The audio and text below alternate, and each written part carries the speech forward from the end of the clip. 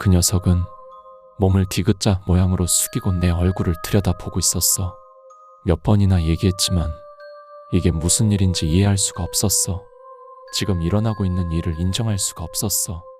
여긴 절인데 눈앞에는 S 선생님이 계신데 왜?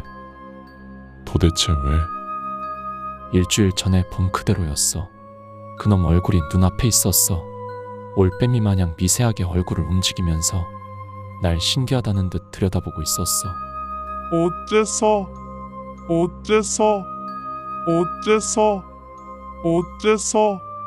앵무새 같은 목소리로 계속 질문을 했어. 분명 하야시도 나처럼 이 목소리를 들은 거겠지. 나한테 한 거랑 똑같은 말을 속삭인 건진 모르겠지만 숨 쉬는 걸 잊고 눈과 입을 크게 벌린 채 굳어 있었어. 아니, 숨을 제대로 쉴 수가 없었다고 하는 게 더 맞으려나. 이따금 코휴 이런 식으로 숨을 들이마시는 걸 실패했던 것 같으니까 그러는 동안 그놈이 손을 움직여서 얼굴에 붙어있는 부적 같은 걸 천천히 떼기 시작했어. 보며 난 돼. 절대 안 된다고 알고 있었고 도망치고 싶었지만 움직일 수가 없는 거야. 이미 턱 부근이 보이려고 하는 정도까지 와 있었어. 마음속으로는 그만둬. 그 이상 떼지 마 이렇게 소리를 치고 있는데 입에서는 핫 이런 한심한 숨소리 밖에 나오질 않았어. 진짜 위험해. 큰일이다. 망했어. 싶었던 그 순간 쾅 하고 예를 든 것도 아니고 과장을 한 것도 아니야. 펄쩍 뛰어올랐어. 심장이 파열되는 줄 알았어. 2009년 12월 15일 01시 20분 쾅. 그 소리에 난 펄쩍 튀어올랐어. 정자로 앉아 있었으니 넘어질 뻔하면서도 뒤돌아 바로 달려나갔어. 무슨 생각을 하고 그런 게 아니라 몸이 멋대로 움직인 거야. 하지만 익숙하지 않은 정자로 앉아 있었던 탓에 다리가 저려서 제대로 달릴 수가 없는 거야. 저린 다리가 꼬이고 너무 앞을 안 보고 있던 탓에 머리를 벽에 박았지만 하나도 안 아팠어. 이마에서 피가 철철 흘렀는데 그 정도로 당황해서 주변이 안 보였다는 거지. 피가 눈에 들어가서 아무것도 안 보여서 손을 마구 휘저으며 출구를 찾았어. 하지만 이상한 데만 찾고 있었던 것 같아. 아직 안 됩니다. 갑자기 S 선생님이 크게 소리를 지르셨어. 장지문 너머에 있는 부모님과 조부모님께 말을 한 건지 나한테 한 건지는 알 수 없었어.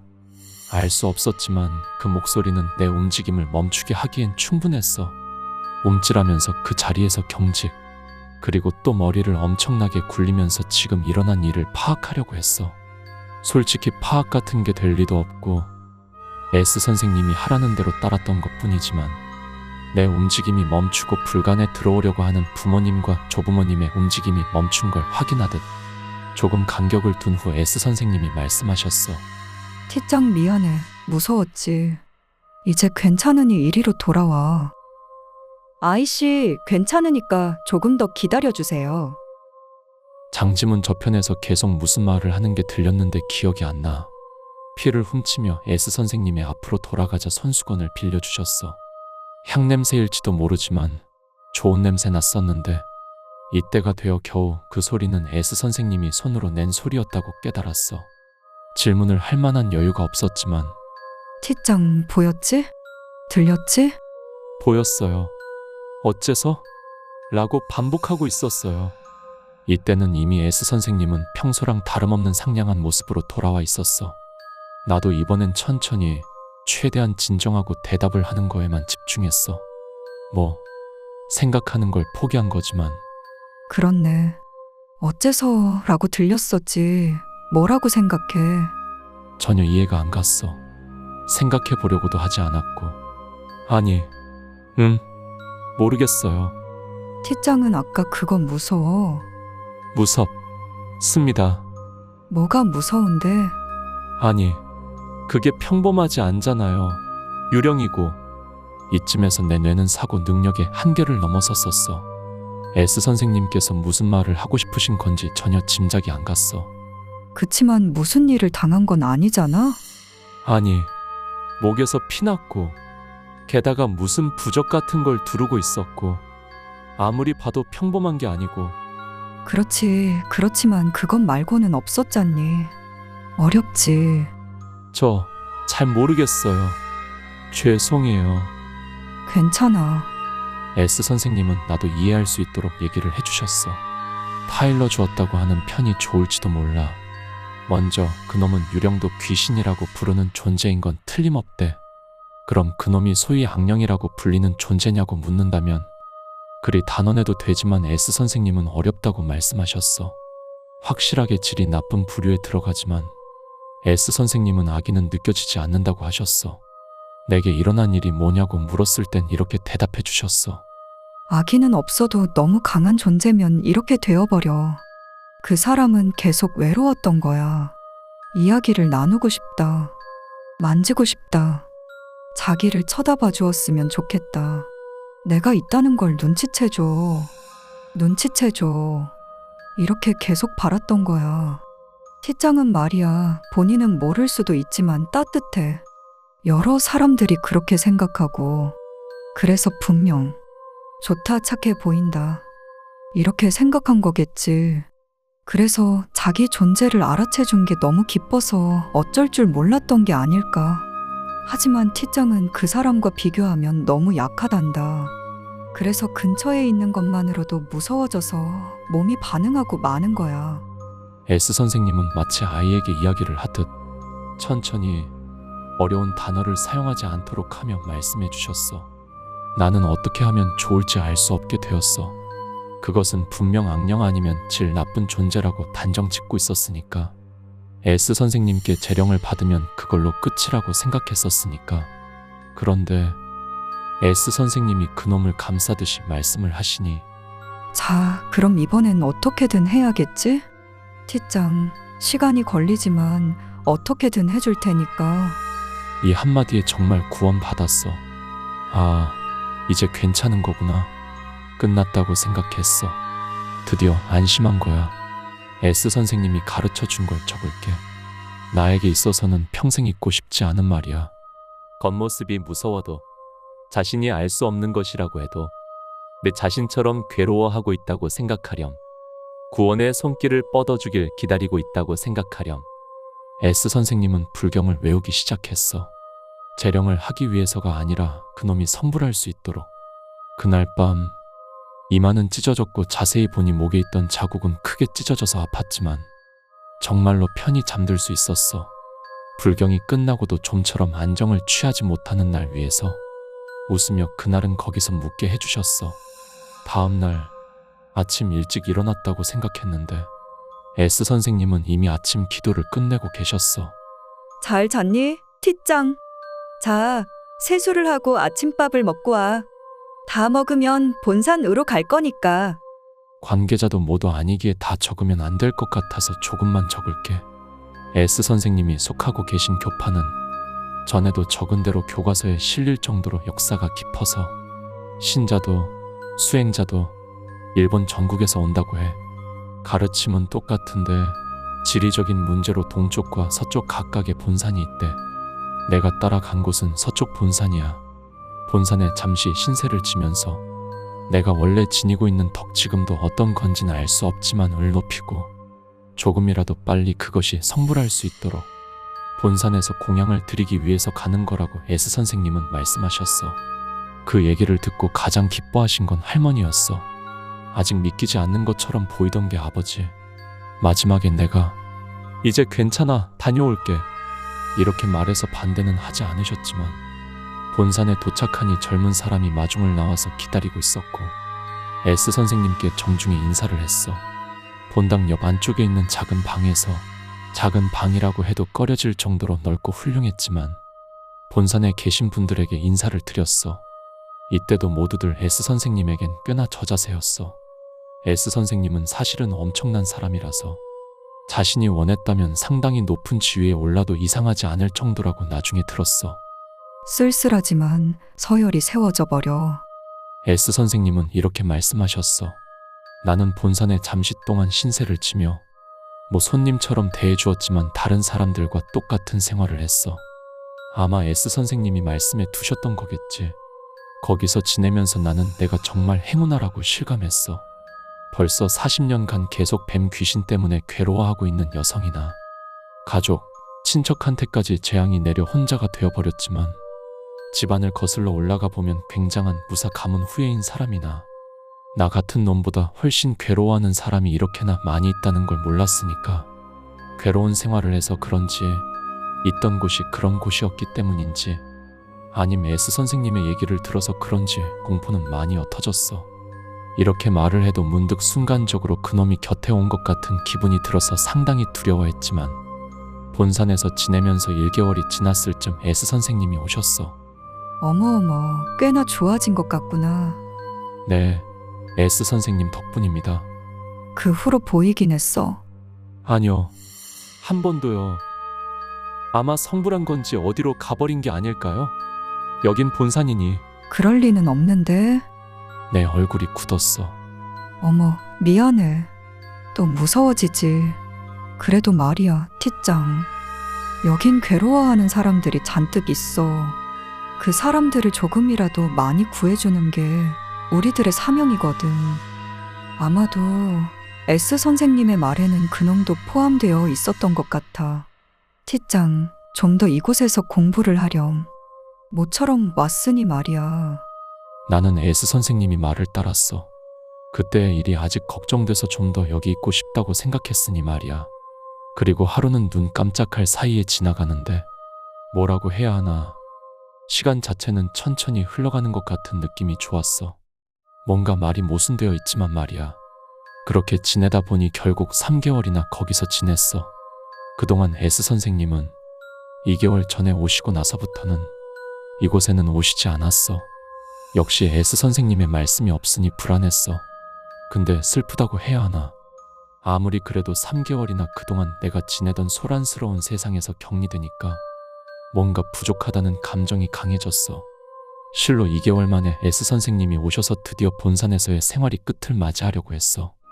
몸 단장을 하고 여하튼 신세를 진 분들을 한 분씩 만나서 감사를 표하고 S 선생님과 돌아가려고 했어. 그런데 정신을 차리니 옆에 있었을 터인 S 선생님이 안 계셨어. 하고 돌아보니 선생님은 내 조금 뒤에 계셨어. 너무 빨리 걸었나? 이런 생각을 하면서 선생님이 계신 곳으로 돌아가니까 선생님은 상냥한 얼굴로 이렇게 말씀하셨어. 티짱, 돌아가지 말고 여기 있는 게 어때? 실은 S 선생님께 인정을 받은 기분이 들어서 조금 기뻤어. 아니요, 저는 여기 있는 분들처럼 살 수는 없어요. 정말로 다들 대단하다고 생각해요. 흉내조차 낼 수 없어요. 쑥스러워하며 내가 대답하니까. 아니, 그게 아니라 돌아가면 안 되는 것 같아. 네? 왜냐면 아직 남아있으니까. 내 얼굴은 또 굳었어. 결국 그로부터 2개월이 지나서야 본산에서 하산할 수 있었어. 장장 5개월 동안이나 거기서 눌러 살고 말았어. 아마 이렇게 오랫동안 가족도 아닌 누군가에게 보살핌을 받는 일은 앞으로 없겠지. S 선생님께는 이런 말을 들었어. 아마 이젠 괜찮을 것 같은데 얼마 동안은 한 달에 한 번 오렴. 그놈이 사라진 건지 아니면 숨어버린 건지 어느 쪽인지 모르겠다고 하셨어. 길고 길었던 본산에서의 생활이 끝나고 드디어 일상으로 돌아왔어. 빌린 아파트는 어머니께서 퇴거 수순을 끝내주셔서 친가에 내 짐이 있었어. 아파트 방문을 연 순간 뭔가 그을린 것 같은 냄새랑 방 중앙 부분 바닥에 작은 벌레가 모여 있었대. 너무 무서워서 그날은 아무것도 하지 않고 돌아오셨대. 다음날 어쩔 수 없으니 결심을 하고 다시 방문을 열자 냄새는 남아있었지만 벌레는 사라져 있었대. 어머니께는 죄송하지만 내가 안 봐서 다행이다. 친가로 돌아와서 실로 약 반년 만에 휴대폰을 살펴보니 그러고 보니 이때까지는 신경도 안 쓰였었어. 전화랑 메일 엄청나게 와 있었어. 그 중에 가장 많았던 게 A. 메일에는 걔는 걔 나름대로 자기 때문에 이런 일이 일어났다고 자책하고 있었는지 사죄랑 이렇게 하면 좋다던가 이런 사람을 찾았다던가 자주 연락을 한 게 적혀 있었어. 어머니께 A가 집까지 왔었단 얘기도 들었어. 집에 돌아온 지 2일째 되는 밤 A한테 전화를 걸었는데 전화 너머가 시끄러웠어. A는 혀를 꼬며 말해서 무슨 소리를 하는지 알 수가 없었어. 술 처먹고 놀고 있었어.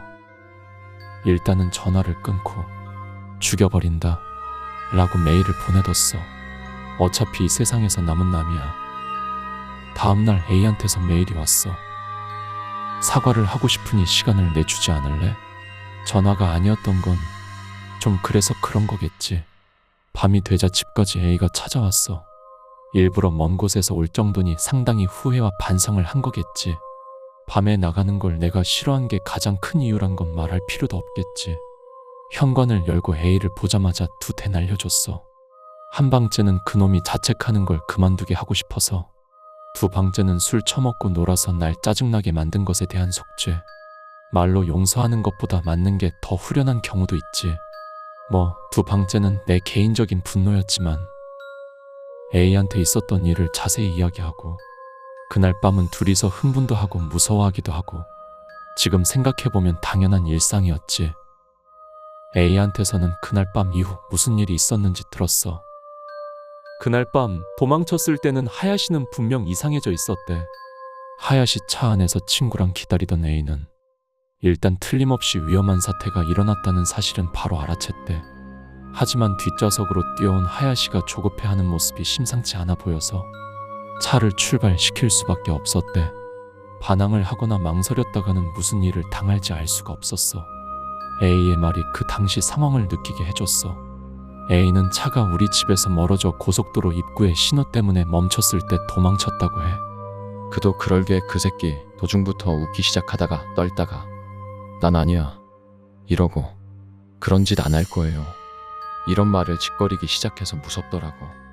그놈이 뭐라고 중얼거리는 모습이 다시 떠올라서 머릿속 그 영상을 지우는데 고생했어. 우리 집에 돌아오지 않은 이유는 단순하게 너무 무서워서였대. 근성도 없는 놈이라서 미안해. 이렇게 사과를 했으니 용서해줬어. 내가 A였다고 해도 그랬을 거야. 그 후 하야시가 어떻게 되었는지는 아무도 모른대. 아무리 그래도 이번 일에 대해선 A도 화가 나서 하야시를 소개해준 친구에게 따졌다고 해. 결국 하야시는 사기꾼 축에도 못 끼는 개쓰레기 놈이었다는 걸 알게 됐고, 그놈이 꼬드겨서 별 생각 없이 소개한 거래. A왈. 제대로 패줬으니까 용서해줘. 그래도 이런 상황을 만든 건 자신의 정보 때문이었다는 사실에 충격을 받아서 이번에는 자신이 가지고 있는 인맥을 총동원했지만 이런 일에 끼어들거나 들어본 적이 있는 놈이 주변에 있을 리가 없고, 아마도 그랬던 거겠지. 이 정도밖에 안 되는 정보밖에 없었다고 해. 그래서 무슨 조건이 몇 개 있는데 그게 우연히 갖추어져서 일어난 게 아닐까, 이렇게 밖에 말을 할 수가 없었대. 그 후 나는 S 선생님이 말씀하신 걸 지키며 매달 한 번 S 선생님을 찾아갔어. 처음 1년은 매달, 다음 해는 3개월에 한 번. A도 나한테 사과를 한 후에는 아무 일이 없어도 집까지 오는 날이 많아졌고, S 선생님이 계신 곳에 가기 전과 돌아왔을 때는 반드시 연락이 왔어. 그놈을 보고 2년이 지났을 쯤 S 선생님께 이 말을 들을 수가 있었어. 이제 걱정할 거 없어, 티짱. 이젠 가끔만 오면 돼. 그래도 이상한 짓을 하면 안 된다. 정말로 끝난 건가? 나는 알 수가 없지. S 선생님은 그로부터 3개월 후 타계하셨어. 경애하는 S 선생님께 좀 더 많은 것들을 배우고 싶었어. 그저 지금은 다 끝났다고 생각하고 싶어. S 선생님의 장례식이 끝나고 2개월이 지났어. 외로움과 소중한 사람을 잃은 상실감도 옅어지기 시작하고 나는 일상으로 돌아왔어. 어수선한 매일, 순간순간 문득 그때 일을 떠올릴 때가 있어. 너무나도 일상과는 동떨어진 일이라 정말로 일어난 일이었는지도 모르겠는 그런 때가 있어. 이런 얘기를 누구에게 할 수 있을 리도 없고 또 할 필요도 없고 그저 매일을 열심히 살아갈 뿐이야. 그 너무도 당연한 일상을 보내던 중 할머니께서 보낸 편지 한 통이 도착했어. 봉투를 잘라보니 할머니의 편지랑 다른 편지가 또 한 통 나왔어. 할머니의 편지에는 나를 사랑하는 내용과 함께 이렇게 적혀 있었어. S 선생님에게 받은 편지야. 49제도 끝났으니 S 선생님의 약속대로 뒷장에게 보낼게. S 선생님의 편지. 지금은 거기 적힌 내용의 진상을 확인할 수도 없고 그대로 적는 것도 꺼려지니까 대충 적을게. 티짱에게. 오랜만이구나. S란다. 그 일이 있고 나서 꽤나 지났네. 지금은 괜찮니? 무서워하지 않으면 좋을 텐데. 나이가 들면 빙 둘러서 말하게 돼서 안 되겠네, 참. 오늘은 말이야, 티짱에게 사과를 하고 싶어서 편지를 적었단다. 하지만 나쁜 짓을 한 건 아니야. 그때는 어쩔 수 없었어. 그치만 미안하구나. 그날 티짱이 우리 집에 왔을 때 선생님은 정말로 무서웠단다. 그도 그럴게 티짱이 데리고 온 존재는 도저히 선생님이 감당할 수가 없었어. 하지만 티짱 두려워하고 있었잖니? 그래서 선생님이 더 무섭게 하면 안 된다고 그렇게 생각했어. 사실대로 말하자면 아무리 손을 뻗어도 전혀 쳐다도 보지 않는 경우도 있단다. 그때는 운이 좋았어. 티짱, 본산에서 지내던 생활은 어땠니? 조금이라도 마음이 놓였으려나? 티짱을 만날 때마다 선생님이 아직은 안 된다고 했잖니? 기억하고 있니? 이대로 돌아가면 끔찍한 일이 일어날 거라고 생각했단다. 그래서 티짱처럼 젊은 애에겐 지루할 거라고 알면서도 돌아가라고 할 수가 없었어. 선생님은 매일 기도를 드렸는데 좀처럼 다른 곳으로 떠나주질 않아서. 그렇지만 이제 괜찮을 터야. 근처에서는 없어진 것 같으니 말이야. 하지만 티짱, 만약 또 괴로운 경험을 하게 된다면 바로 본산으로 가렴. 그곳이라면 아마 티짱이 더 강해져서 좀처럼 손을 댈 수 없을 거야. 마지막으로 꼭 알려줘야만 할 게 있단다. 너무도 괴로워진다면 부처님께 내 몸을 맡기렴.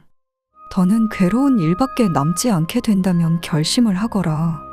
결코 티짱이 죽었으면 하는 게 아니란다. 그래도 말이다. 만약 아직 끝나지 않았다면 티짱에게 있어선 괴로운 시간이 끝나지 않을 거라는 뜻이란다.